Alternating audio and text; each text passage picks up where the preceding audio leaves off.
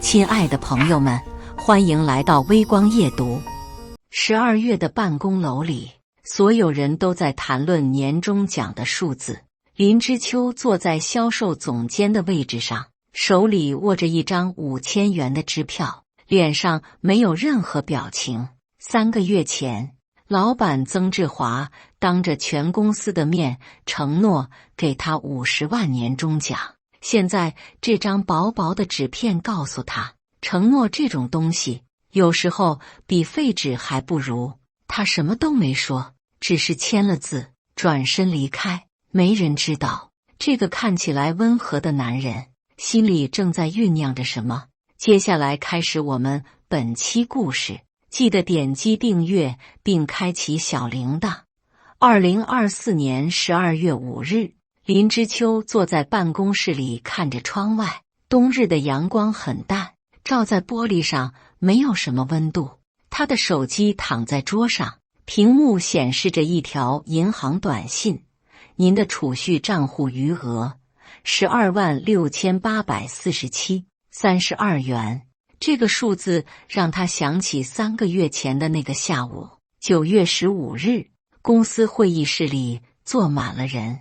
曾志华站在最前面，手里挥舞着一份合同，那是华远集团的订单，价值2000万。兄弟们，这个项目如果拿下，我们今年的业绩要翻3倍。曾志华的声音在会议室里回响。之秋，这次全靠你了。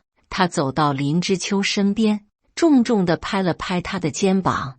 年终奖50万，说到做到。林之秋当时只是点了点头。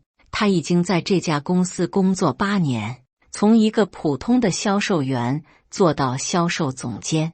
他知道曾志华喜欢画大饼，喜欢在众人面前说漂亮话。会议结束后，林之秋开始了他的工作。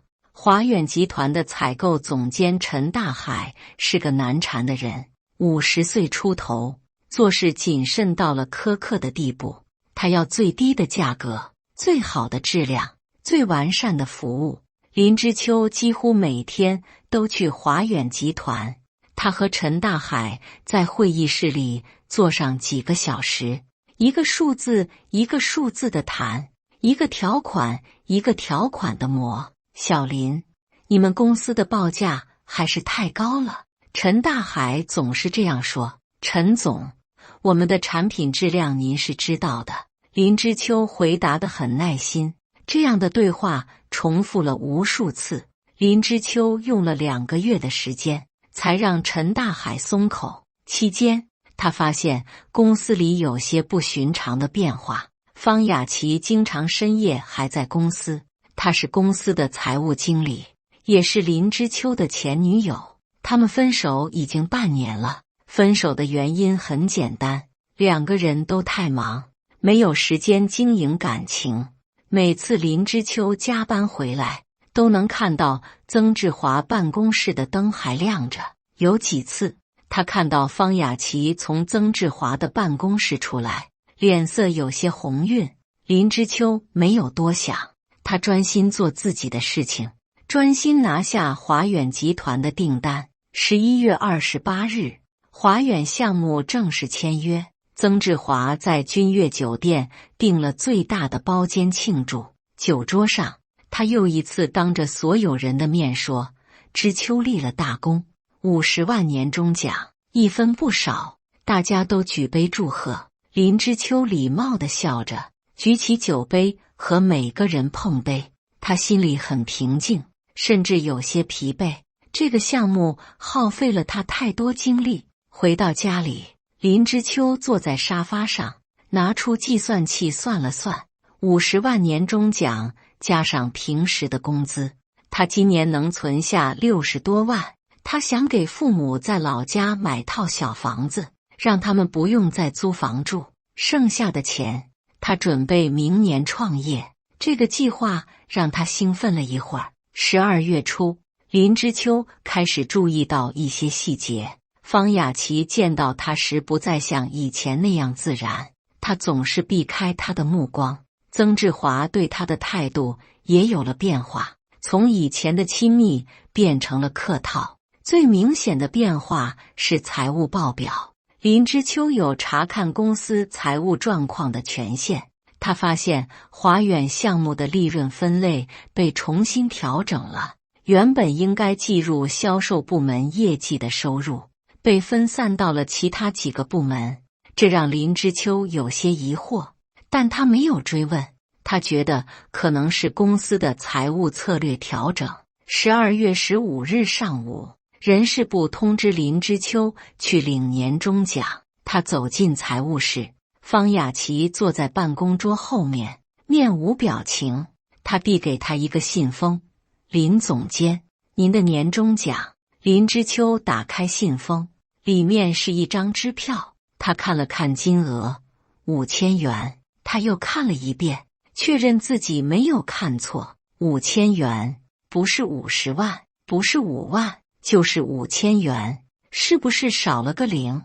林之秋平静地问。方雅琪不敢看他的眼睛。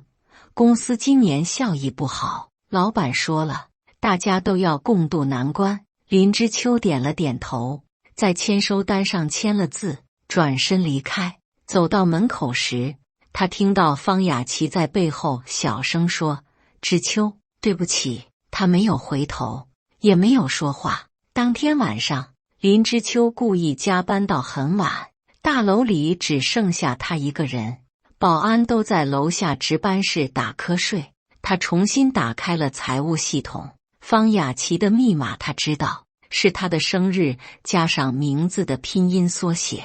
他从来不更换密码，说记不住复杂的数字。华远项目的真实利润让林之秋倒吸了一口凉气，净利润680万，这比曾志华当初预估的还要高。按照项目开始时的承诺，他不仅应该拿到50万年终奖，还有1.5%的项目提成，那就是30万，加起来应该是80万。现在只给了5000。更让他吃惊的是，他发现了一笔奇怪的支出，咨询费150万，收款方是曾志华的个人账户。林之秋坐在电脑前看了很久，他想起曾志华经常说的话：“之秋啊，咱们是兄弟，有福同享，有难同当。”现在看来，有福的时候，曾志华会独享；有难的时候，才会想起同当。林之秋关掉电脑，收拾东西准备回家。走出办公楼时，他看到曾志华的奔驰车还停在地下车库，车内的灯亮着，曾志华和方雅琪坐在里面谈话。他没有走过去，也没有偷听，他径直走向自己的车，开车回家。路上，林之秋的手机响了几次，都是方雅琪打来的，他没有接听。回到家里，林之秋坐在阳台上抽烟。他不常抽烟，只有心情特别复杂的时候才会抽一支。这一夜，他抽了半包烟。第二天，林之秋照常上班。同事们看到他时，眼神有些复杂。显然，年终奖的事情已经传开了。之秋，听说你年终奖只有5000。销售部的老王凑过来问。林之秋点点头，太过分了，华远项目可是你一个人拿下的。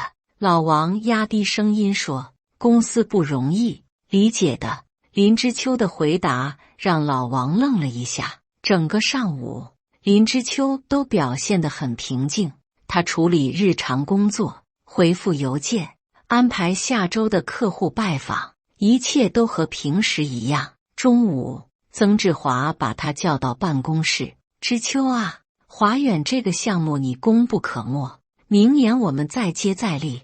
曾志华坐在老板椅上，语气听起来很诚恳。好的，曾总。林之秋回答。年终奖的事，你也知道，今年环境不好，明年一定补上。曾志华继续说。我理解。林之秋点头。曾志华看着林之秋平静的表情，心里有些不安。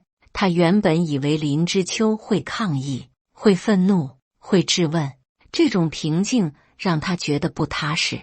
你是公司的老人了，要体谅公司的难处。曾志华又加了一句：我明白。林之秋站起身，没别的事，我就先回去工作了。去吧，去吧。曾志华挥挥手，林之秋走出办公室。曾志华在后面看着他的背影，眉头皱得很紧。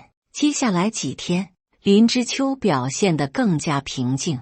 他每天按时上下班，认真完成工作，对同事们的同情表示感谢，对曾志华的解释表示理解。这种平静让整个办公室都感到不安，大家都觉得林之秋应该有所反应，应该争取自己的权益，应该至少表现出愤怒。他什么都没做，就像什么事都没发生过一样。12月20日，新来的销售助理苏小敏找到林之秋。她是个看起来很天真的女孩，26岁，刚从另一家公司跳槽过来。林总监，我有一些您可能感兴趣的信息。苏小敏在茶水间里小声说。林之秋看着她，没有说话。我知道您被亏待了。苏小敏继续说，我无意中看到了曾总和方经理的聊天记录。他拿出手机给林之秋看了几张截图，聊天记录很清楚地显示了曾志华和方雅琪是如何计划瞒过林之秋，独吞项目收益的。林之秋看完后，脸上依然没有表情。谢谢你告诉我这些，他说。您打算怎么办？苏小敏问。什么都不做，林之秋回答。苏小敏看起来有些失望。您就这样算了？林之秋点点头，转身离开了茶水间。苏小敏站在原地，看着林之秋的背影，眼神变得复杂起来。晚上，林之秋回到家里，打开电脑，开始整理华远项目的所有资料，客户联系方式、技术规格、服务承诺、项目进度。他把每一个细节都记录下来。他还备份了其他重要客户的信息，以及这些年来积累的行业资源。做完这些，已经是凌晨2点。林之秋关掉电脑，准备睡觉。明天还有很多事情要做。他的手机响了，是方雅琪发来的短信。之秋，我想和你谈谈。林之秋看了一眼，删掉了这条短信，关掉手机。12月21日，林之秋在办公室里准备递交辞职报告。他已经想好了，年底结束后就离开这家公司。8年的青春足够了，是时候为自己做点什么。就在这时，他的手机响了。之秋，出大事了。电话里传来陈大海焦急的声音：你们交付的系统出现严重故障，我们的生产线全停了。林之秋愣了一下，什么故障？设备控制模块完全失效。技术人员说可能是硬件问题。陈大海的声音带着愤怒，你们承诺的可不是这种质量。林之秋立刻驱车赶到华远集团，生产车间里一片混乱，几条价值千万的生产线全部停工。工人们站在设备旁边不知所措。陈大海脸色铁青地等在办公室里。之秋，这可不是当初你承诺的方案，我们的损失已经超过300万了。林之秋检查了设备，发现问题比想象的严重。控制系统使用的核心模块是一个他从未见过的品牌，质量明显不达标。陈总，这个模块不是我们原定的供应商提供的。林之秋皱着眉头说。什么意思？陈大海问。林之秋拿出合同对比了一下，发现供应商确实被更换了，原本的进口设备被替换成了一家不知名厂家的产品。这个决定绕过了他，直接由财务部门执行，也就是说是方雅琪负责的。林之秋的手机响了，曾志华打来的。之秋，华远那边怎么样了？很严重，需要更换全部的控制模块。林之秋回答：那你赶紧处理啊，千万不能让客户不满意。曾志华的声音有些紧张。我需要知道为什么更换供应商。林之秋说。电话那头沉默了几秒钟。这个是公司的统一决定。为了节省成本，林之秋挂掉电话，对陈大海说：陈总，这件事我会尽快解决，但需要一点时间。陈大海站起来，每耽误一天，我们的损失就是几十万，你们必须立刻给出解决方案，否则我们要追究违约责任。回到公司，林之秋看到曾志华正在办公室里踱步，看到他进来，曾志华立刻迎上来：怎么样？需要更换所有的控制模块，费用大概120万。林之秋说。曾志华的脸色变了。这么多？而且华远集团威胁要向全行业通报这次事件，对我们的声誉影响会很大。林之秋继续说。曾志华在办公室里转了几圈，最后坐下来：之秋，现在只有你能摆平这件事。陈总认识你这么多年，只相信你的话。林之秋看着一脸焦急的曾志华，平静地说：老板，我现在有点私事要处理，可能没空。曾志华愣了一下：什么私事比公司的生死还重要？找房子。林之秋的回答让曾志华更加困惑。找房子？原本打算用年终奖买房的，现在得租房了。林之秋说得很平静，好像在说今天天气不错。曾志华的脸涨红了。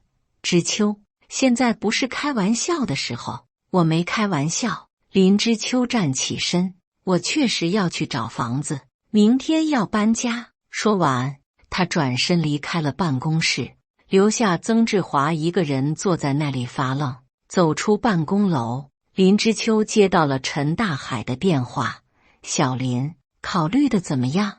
我们给你们48小时，如果解决不了，就启动法律程序。我知道了，林之秋回答。另外，陈大海的声音变得缓和了一些。我个人想和你谈谈，有空吗？什么事？当面说吧。在君悦酒店咖啡厅，我等你。君悦酒店的咖啡厅里，陈大海已经等在那里。他看到林之秋进来，挥手示意他坐下。小林，我们认识这么多年了，有些话我想直说。陈大海端起咖啡杯。这次的设备问题，我们其实早就发现了。林之秋有些意外，早就发现了。设备安装完成后的第一次测试，我们就知道质量有问题。陈大海放下杯子，但我们没有立刻提出来。为什么？陈大海笑了笑。因为我们想借这个机会压低后续的服务费用。说实话，你们公司的报价确实偏高。林之秋明白了，华远集团故意让设备运行一段时间，等问题暴露后再来追究责任，这样可以在后续谈判中占据主动。不过，陈大海话锋一转，我个人对你很认可，这些年来你一直很专业，很可靠。谢谢陈总。我想问你一个问题，你对你们公司的未来有信心吗？陈大海的眼神变得犀利起来。林之秋想了想，为什么这样问？因为我们公司需要你这样的人才。陈大海直言不讳，过来做我们的供应链总监，年薪150万。这个提议让林之秋有些意外。150万年薪，比他现在的收入高出1倍多。我需要考虑一下。林之秋说。当然，这种事情不能急。陈大海站起身，但是设备的问题还是要解决的。如果你愿意来我们公司，这个问题我们可以内部消化。如果不愿意，那就按照合同办事。这是一个明确的暗示，要么跳槽，要么承担违约责任。林之秋回到公司，曾志华立刻把他叫到办公室。这次方雅琪也在。之秋，我知道年终奖的事让你不满，但现在是公司生死存亡的关头。曾志华的语气带着恳求，你开个价，多少钱你才愿意出面解决这件事？林之秋看了看方雅琪，他低着头不敢看他。老板，不是钱的问题，林之秋说，是信任的问题。就在这时，苏小敏敲门进来，手里拿着一份文件。林总监，你要的华远项目财务明细我整理好了。他走到办公桌前，不小心将文件散落在地。曾志华下意识地弯腰帮忙捡起来，看到了上面的内容，那是完整的项目盈利分析，包括他私自挪用的150万咨询费的详细记录。曾志华的脸色瞬间变得铁青。老板，其实我一直很好奇。林之秋终于打破沉默。华远项目赚了680万，按照你当初的承诺，我应该拿到80万。现在不仅年终奖变成5000，连项目提成也没了。这150万的咨询费是咨询了什么呢？方雅琪脸色苍白，曾志华张了张嘴，却说不出话来。是咨询怎么骗员工吗？林之秋继续问。还是咨询怎么做假账？办公室里一片安静，只能听到空调的嗡嗡声。苏小敏站在一旁，眼神在3个人之间游移，脸上带着看好戏的表情。过了很久，曾志华才开口：之秋，事情不是你想的那样。那是什么样？林之秋问。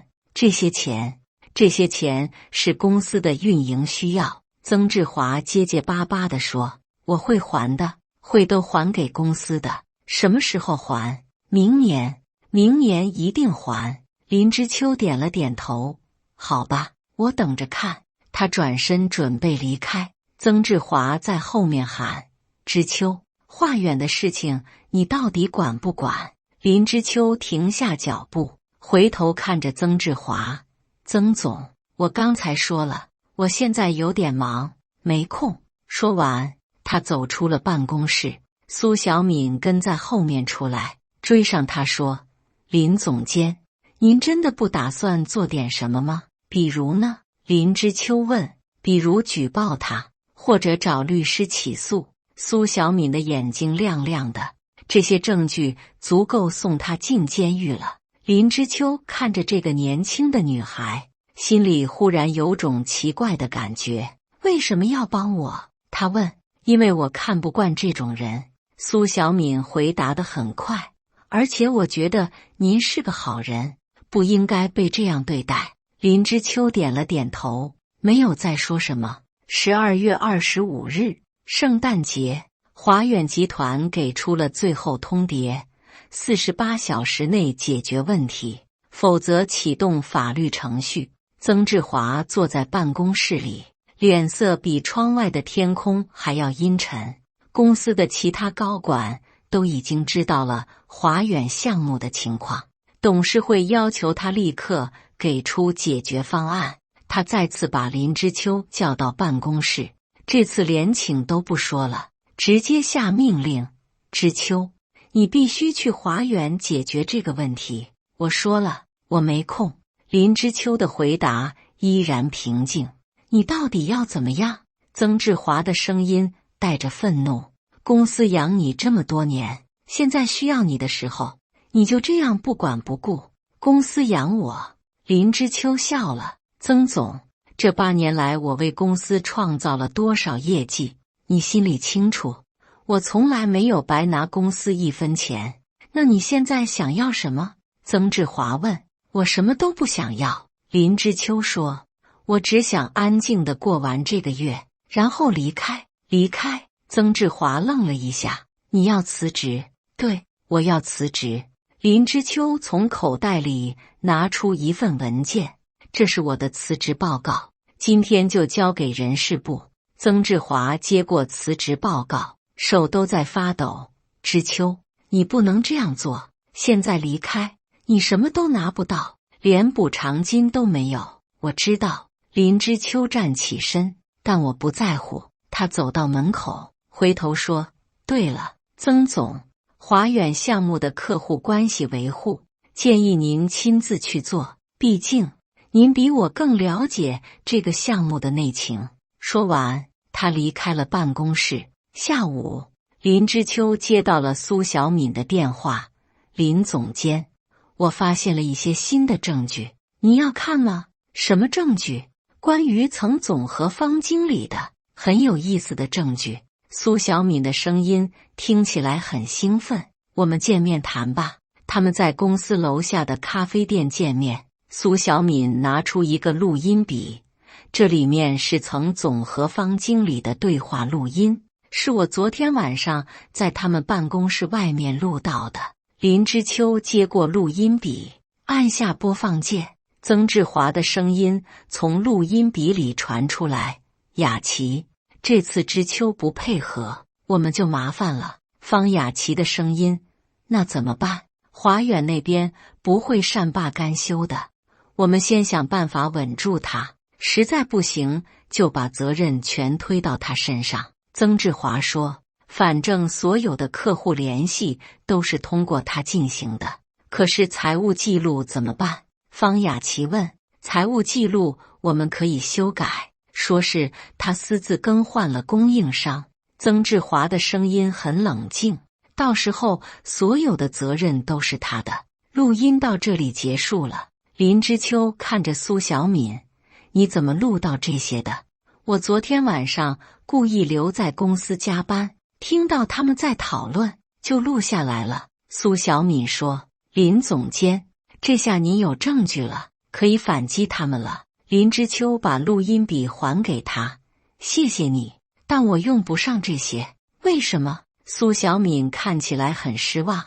这些证据可以证明他们想陷害您，因为我不想和他们纠缠。林知秋说：我只想快点结束这一切。苏小敏盯着他看了很久：林总监，您真的是我见过最特别的人。特别在哪里？别人都会选择反击，选择报复，选择证明自己的清白。苏小敏说：但您什么都不做，就这样离开，因为我明白了一个道理。林知秋说：有些游戏不值得玩，有些人不值得理会，最好的反击就是完全不理会。苏小敏点了点头，但眼神变得有些奇怪。那华远项目怎么办？曾总肯定处理不了的，那是他的问题，不是我的。林知秋说。当天晚上，陈大海又给林知秋打了电话：小林，考虑的怎么样？我的提议还有效。陈总，我想问您一个问题。林知秋说：您真的不知道设备问题是故意制造的吗？电话那头沉默了一会儿。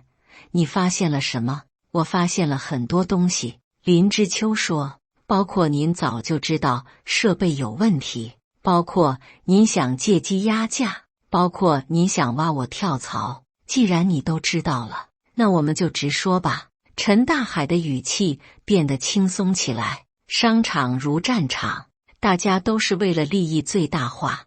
你愿意来我们公司，大家皆大欢喜；你不愿意，那就按规矩办事。我理解。林知秋说。但我哪边都不会选择。什么意思？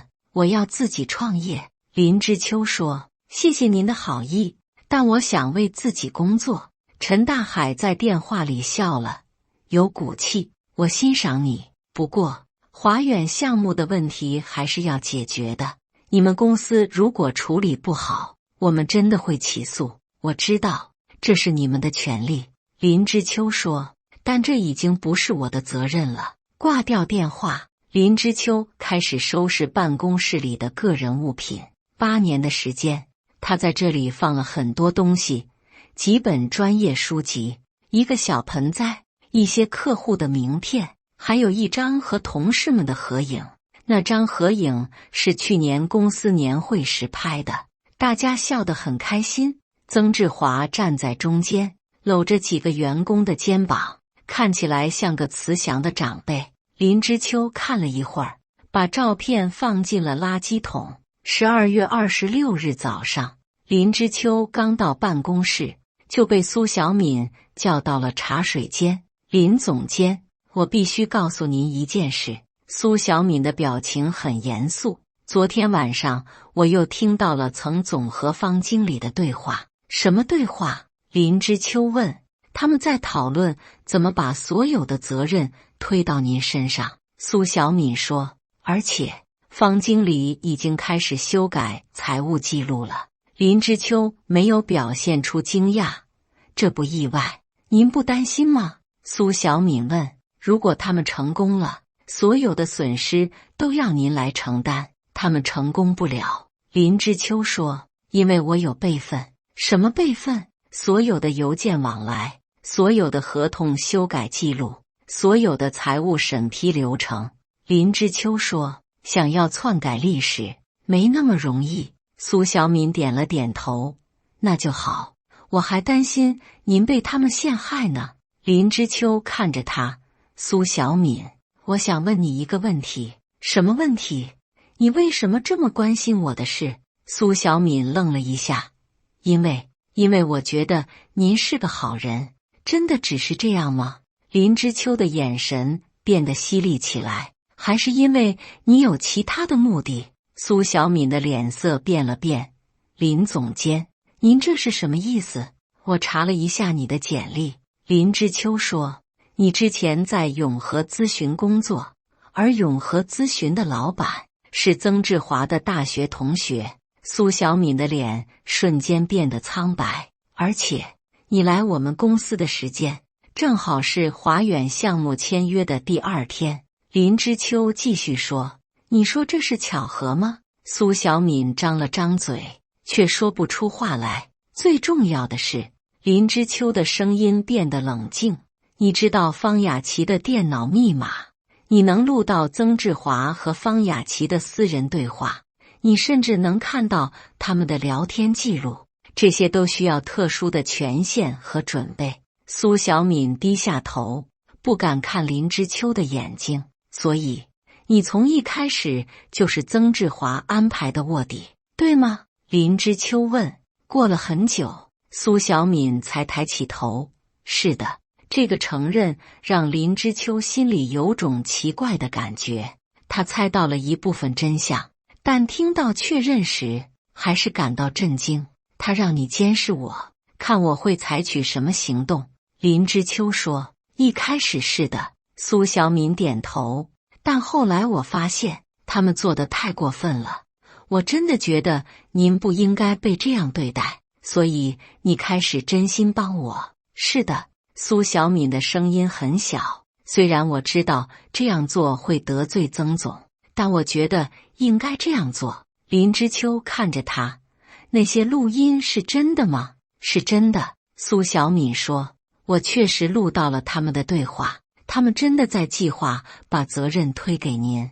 林之秋想了想，还有别的事情瞒着我吗？苏小敏犹豫了一下，有一件事我不知道该不该说。说吧。华远集团的设备问题不完全是供应商的责任。苏小敏说，曾总在设备安装时私自删除了一些关键的安全程序，为的是降低运行成本。这个消息让林之秋真正震惊了。他一直以为是供应商的质量问题，没想到曾志华还动了手脚。你有证据吗？他问。有。苏小敏拿出手机，这是曾总和技术部门的邮件往来，里面清楚地记录了他的要求。林之秋看了看邮件，确实如苏小敏所说，曾志华不仅更换了供应商，还要求技术人员修改安全程序，为的是节省每个月几万元的运行费用。现在你知道真相了。苏小敏说，您打算怎么办？林之秋把手机还给他，沉默了很久。我什么都不会做。他最后说：“为什么？”苏小敏不理解。有了这些证据，您可以证明自己的清白，还可以让曾总承担所有责任。因为我突然想明白了一件事，林之秋说，在这个游戏里，每个人都以为自己很聪明，但其实都只是棋子。什么意思？曾志华以为他可以利用你来监视我，你以为你可以利用我来扳倒曾志华。华远集团以为他们可以利用这个机会压价挖人。林之秋说，每个人都有自己的算盘，每个人都想利用别人。苏小敏看着他，不知道该说什么，而我不想再做任何人的棋子了。林之秋站起身，我要离开这个棋盘。12月28日，林之秋办完了所有的离职手续。人事部的主管看起来很遗憾，林总监，您真的不再考虑一下吗？公司还是很需要您的。谢谢，我已经决定了。林之秋说。走出公司大楼时，林之秋回头看了一眼这栋20层的写字楼。他待了8年，从24岁到32岁，最好的青春年华都在这里度过。现在一切都结束了。下午，曾志华给他打电话：“之秋，我们谈谈吧，你开什么条件都行，没什么好谈的。”林之秋说，华远项目如果处理不好，公司真的会倒闭。曾志华的声音带着哀求：“你忍心看着这么多同事失业吗？这不是我的责任。”林之秋说：“您当初做决定的时候，有考虑过同事们的利益吗？”曾志华在电话里沉默了很久。我知道我做错了，我愿意道歉，愿意补偿。太晚了。林之秋说完，挂掉了电话。第二天，华远集团正式对曾志华的公司提起诉讼，要求赔偿500万元的损失。消息传出后，公司的股价连续下跌，几个大客户也开始重新考虑合作关系。方雅琪给林之秋发了一条很长的短信，说明了事情的真相。他承认自己是被曾志华胁迫的，承认自己不应该配合他欺骗林之秋，请求林之秋的原谅。林之秋看完短信没有回复。苏小敏也来找过他，说曾志华已经知道了他的真实身份，准备开除他。他问林之秋是否可以为他提供一份工作推荐信，你可以把录音和邮件交给华远集团的律师。林之秋说，这样你就是他们的关键证人，曾志华不敢动你。您不怪我吗？苏小敏问。我一开始确实是骗您的，每个人都有自己的选择。林之秋说，我理解你的处境。苏小敏看着他，您真的是个特别的人，换做别人早就恨死我了。恨是最浪费时间的情绪。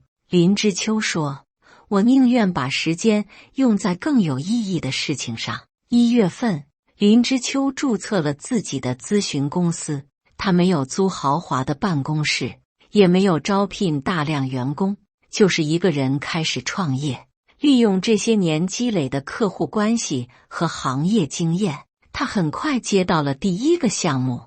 客户是华远集团的竞争对手，他们听说了华远项目的事情，决定找一个更可靠的合作伙伴。林总，我们相信您的专业能力。客户说，这次合作，我们希望建立长期的伙伴关系。3月份，曾志华的公司因为无法承担华远项目的赔偿，宣布破产。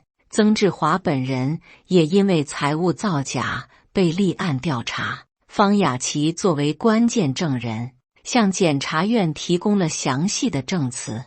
他承认了自己的错误，也详细说明了曾志华是如何胁迫他配合造假的。苏小敏成为了华远集团的内部审计师，专门负责供应商的资质审查。他的工作做得很认真，再也没有出现过类似的问题。6月份，林之秋的咨询公司已经有了5个固定客户，他搬进了一间更大的办公室，招聘了2个助手。就在这时，曾志华从看守所里给他打了电话：“之秋，我知道我对不起你，但现在我真的需要帮助。”曾志华的声音很疲惫：“律师费我付不起了，你能不能借我一点钱？”林之秋看了看窗外的阳光，想起了半年前那个冬日的下午，想起了那张5000元的支票。曾总，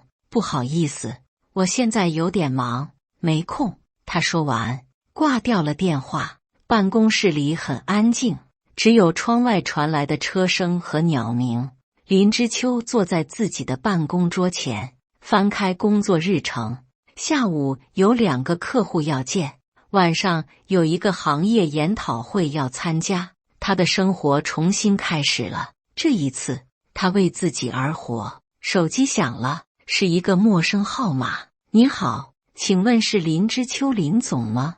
电话里传来一个年轻男人的声音：“我是华远集团新任的采购总监，陈总推荐我联系您，我们有一个新项目，想和您谈谈合作。”林之秋笑了笑：“好的，我们约个时间见面详谈。”生活总是这样，一扇门关闭了，另一扇门就会打开。重要的是要有离开旧门的勇气和走向新门的决心。林之秋站起身，走到窗边，看着外面的世界。阳光很好，空气很清新，一切都充满了可能性。感谢大家的观看。本期故事精彩吗？欢迎大家在下方评论区吐槽。如果你喜欢这类故事，记得点击订阅微光夜读，并分享给更多的人，这会对我帮助很大。再次感谢大家的观看。